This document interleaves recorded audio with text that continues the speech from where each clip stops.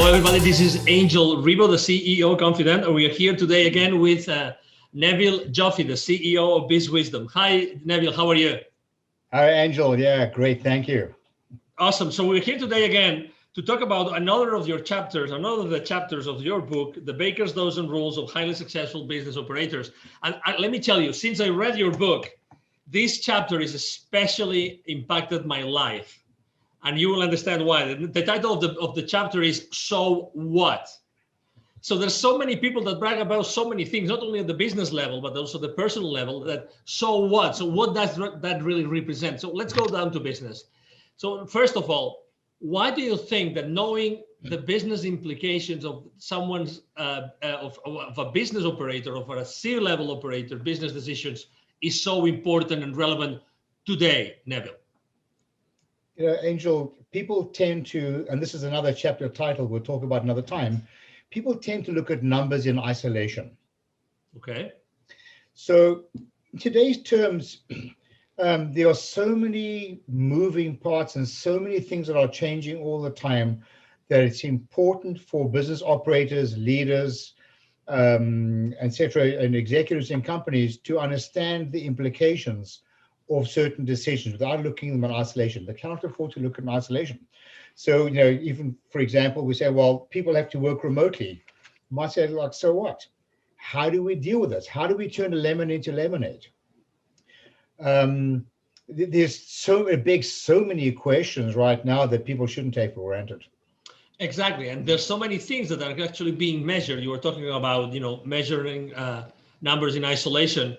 So, or considering numbers in isolation. So there's lots of things that have been going on right now. Every single company in the world, we are in October 2020, every single company in the world has to do more with less. Mm-hmm. So if they don't start consistently to say, so what I have been doing for so many years, so what might happen that, you know, it's today so much more relevant?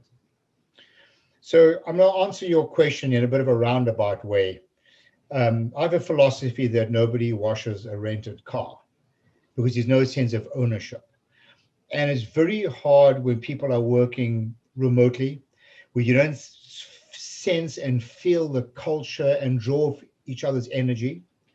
So all the more reason now that people are working remotely, that they need to engage people and need to give people a reason to want to come to work other than just a salary check. There needs to be a bigger purpose. So to that end, I've been adopting a mantra of, not only of late, but for a long time already, but I've sort of put into a logo, which I'll be happy to share with listeners if you want to see a copy of this. Essentially what it is this: in the middle, there's driving sustainable profits and cash flow. The word sustainable is the operative word. And around the circle of sustainable profits and cash flow, there are three arrows or three messages. The one is accountability. It's the first one. You want to hold your people accountable for their actions because people should be accountable. They have a responsibility. You need to engage them and you need to educate them. But it's not fair to hold them accountable if you don't educate them. And if you educate them, then it's reasonable to get them engaged. So to get people engaged in processes takes away this whole notion of the so what, because they don't see numbers in isolation. People will say, well, my revenues are up, and they'll say, okay, so what? What about the profitability? What about cash flow? They may say, well, we've hired more people, we're doing great. We'll say, so what? Maybe we're not being as efficient as we should be. People start thinking at a deeper level, always with a single reason why we're in business, is to drive shareholder value. And everybody should be engaged in that conversation, especially now that they're working remotely. So they don't see their own jobs in isolation. Their job is part of a bigger purpose. Exactly. This book, you know, this is the cover of the book, has every single chapter has a very, very interesting structure. So it's basically the chapter itself, and then there's a series of questions. And then there's even, you know, several pages of notes. And I'm reading one of the questions of your So What chapter. For instance, so does your HR department tend to talk about how satisfied your employees are? That's a very charged question. do they tend to talk about this? Even now, they're working remotely. So maybe, people are happy. So what? What are the consequences of that happiness today? What is the effect of that happiness today that the company has changed so much that everybody works remotely and that resources are much more critical than before? So what, right? A lot of HR, with no disrespect to HR or training, they see things in isolation, in the sense that we've done a survey and people are happy. The next thing you know, they're leaving. Staff attrition, employee attrition is very expensive. And it's a known fact that people often leave not because of financial remuneration, they leave because they're not happy. People are significantly more happy in organizations when they felt needed, when they feel that they are contributing, when they're engaged in decision making. They will put that before money for the most part. Let me ask you another question. Actually, just yesterday, Neville and I were having a conversation with a C-level executive of a very large IT company. And we were having a conversation about the sales force of that particular company. And, he was talking about, how important it is, how all the sales force, the members of the sales force, all those managers and VPs adapt to the new situation, right? So, and some salespeople might say, but I've been here successful for so many years, for 20 years or 30 years, right? So immediately, the question that comes from this level executive, so what, right? So how does that mean that what worked for the last 20, 30 years is going to work now? What's going to be the effect of doing the same thing the same way, right, Neville?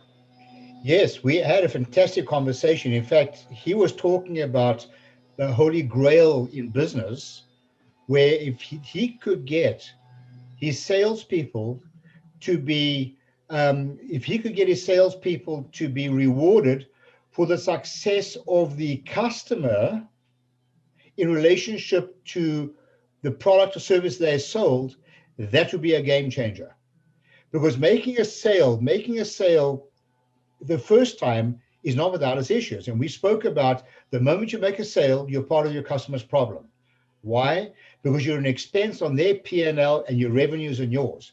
And until you can demonstrate that the incremental gain on your customer's P&L will exceed the cost of the product or services, you're part of their problem. And this is a big wow thing, because he kept saying, well, we're employing really highly educated salespeople, engineers.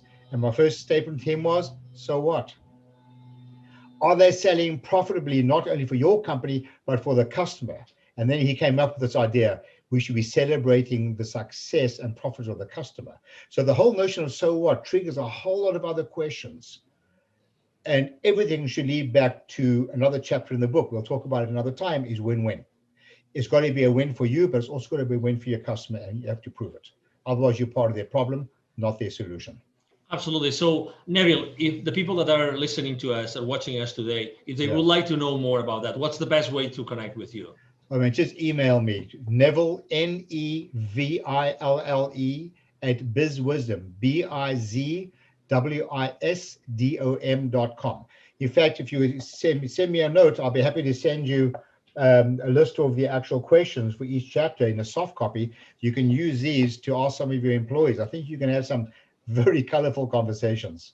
You bet, absolutely. So thank you very much, Neville, for being with us today. It's been a blessing. You're very welcome, Angel, anytime. Absolutely, thank you. And again, to everybody watching us, thank you very much for being with us today. I am sure that you have enjoyed this conversation with Neville Joffe, the CEO of BizWisdom, as much as we have. And see you soon in our next conversation. Have a wonderful day. Bye-bye. Thanks. Bye now.